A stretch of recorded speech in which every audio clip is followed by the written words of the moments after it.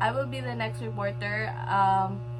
So I will continue the report of Miss Kilio, the historical background of field practice in clinical psychology. So we have here the assessment of personality. So in 1890, so 1890, when James Cattell, siya ang unang nagamit ng mental test na ito yung it refers to basic test of abilities such as like reaction time,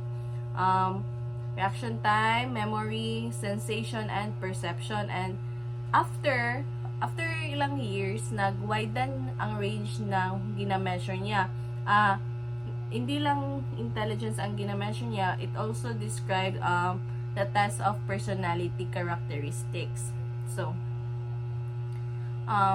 in 1921, Hermann Rorschach is a Swiss psychologist, released his famous 10 set of inkblot. So, di ba, kilala naman natin si Rorschach at yung inkblot test niya. So, it is a projective test, type of test. So, it is a projective personality test based on the assumption that people will project their personalities into the ambiguous stimuli. So, in other words, the way individuals perceive and make sense of the plots corresponds to the way they perceive and make sense of the world.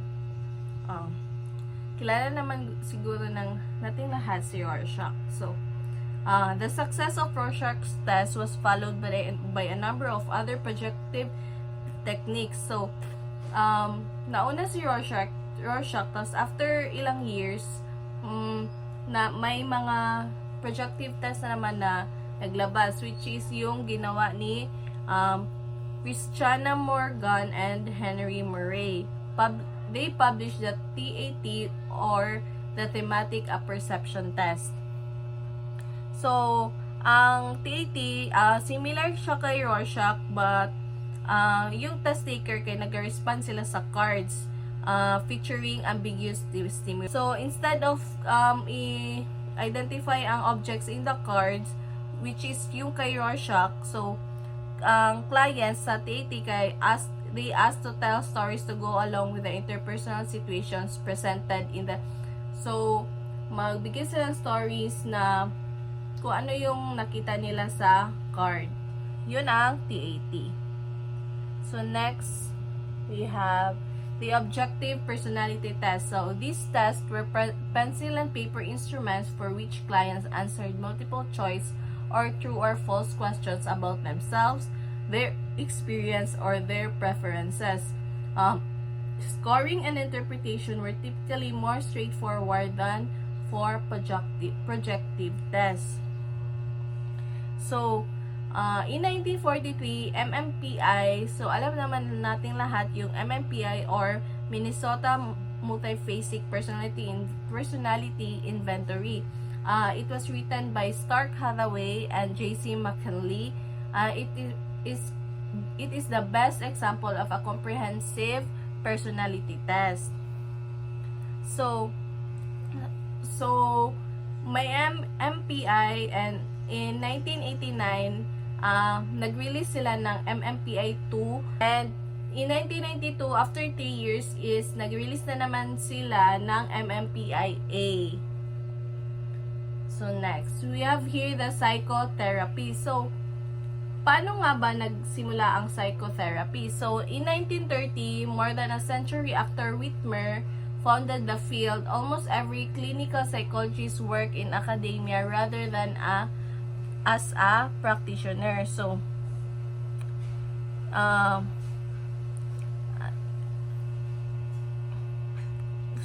no psychotherapy in 1940s and 1950s, psychotherapy played a significant role in the history of clinical psychology.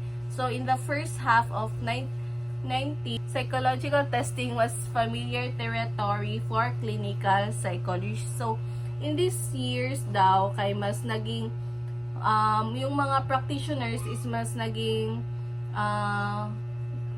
gusto nilang gamitin or mas nagagamit na ang psychotherapy compare sa mga nauna na mga psychology. So, ngayon in clinical setting or clinical mga psychologists, mas ginagamit na nila itong psychotherapy. So in the middle of 20th century, psychotherapy rose to a more prominent place in clinical psychology, which is ngayon ito na yung mga ginagamit natin ngayon ay ng mga psychologists ay yung mga practitioners natin ngayon. So next, so in 1950s and 1960s, behaviorism surfaced as a fundamentally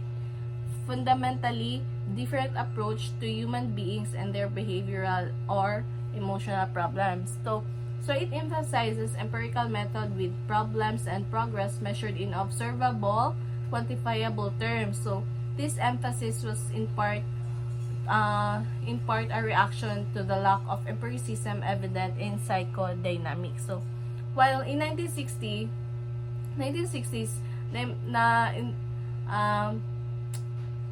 nag-rose din yung humanistic therapy. Nag-flourish yung humanistic therapy by Carl Rogers. So, kilala na naman nating lahat kung sino si Carl Rogers. So, ang humanistic or client-centered therapy, it is a really relationship and growth-oriented approach to therapy, offered an alternative to both psychodynamic and behavioral approaches that many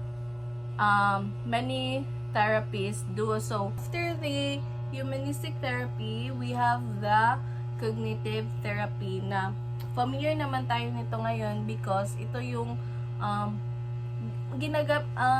ginagamit talaga during this time sa mga practitioners or psychologists natin, ganyan. So cognitive therapy is its emphasis on logical thinking as the foundation of psychological wellness, and it became the most popular singular orientation among clinical psychologists. So ito daw yung mas popular na ginagamit ng ating mga clinical psychologists, ang cognitive therapy.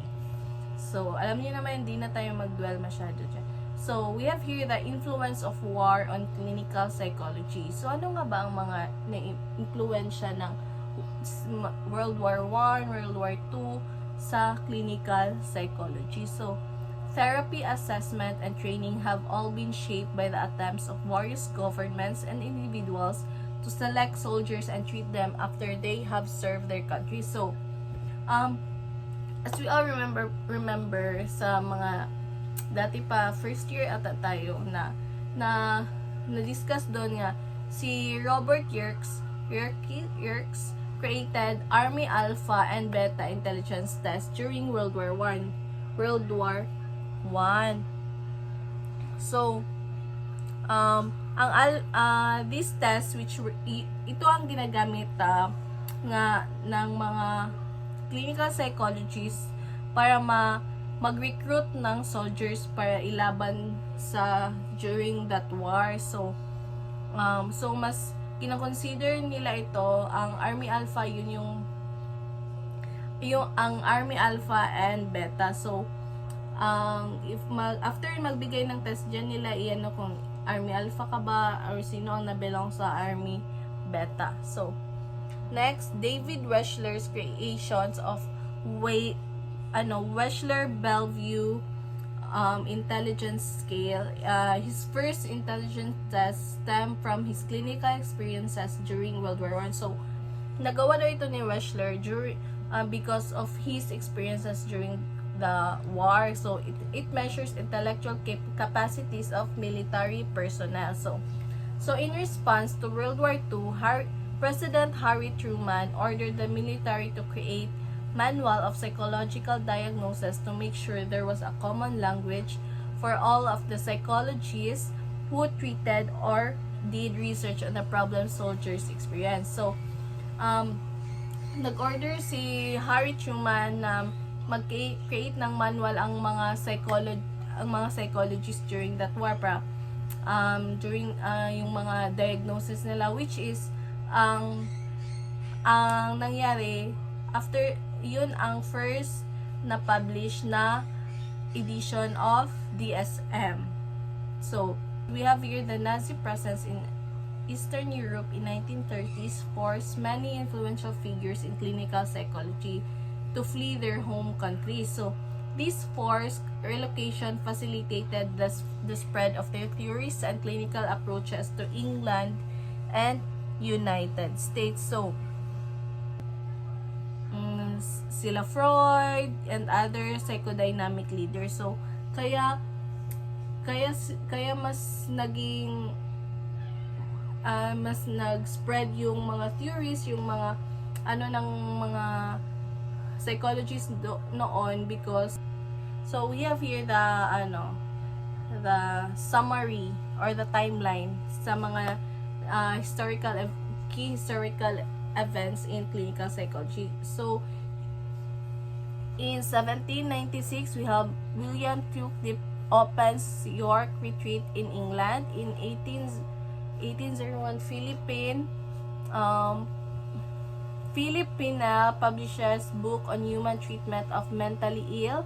And next we have here 1824 Ellie Todd opens the retreat in Hartford, California. Next, in 1840 US Census Bureau released one category of mental disorder or insanity.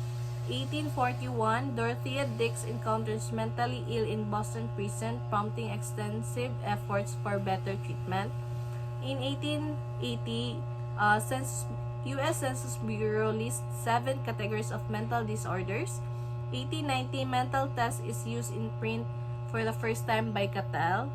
1892 Whitmer earns his doctoral degree. In 1893 Kraepelin proposes the early diagnostic category of dementia.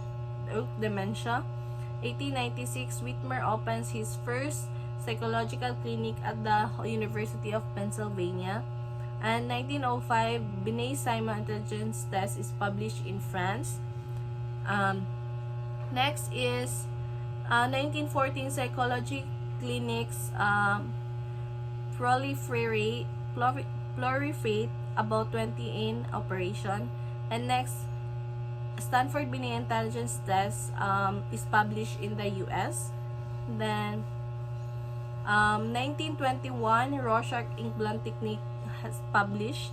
In 1930 to 1950 psychoanalysis dominates psychotherapy. In 1935 thematic apperception test or TAT na publish. Then 1939 Wechsler-Bellevue intelligence test published for adults. And 1940 MMPI has published. Then next Wechsler intelligence test for children got published. And in 1952 DSM or Diagnostic and Statistical Manual of Mental Disorders got published. And in 1955 Wechsler Adult Intelligence Scale got published for adults naman ito. So kanina yung Wechsler intelligence test for children. Then we have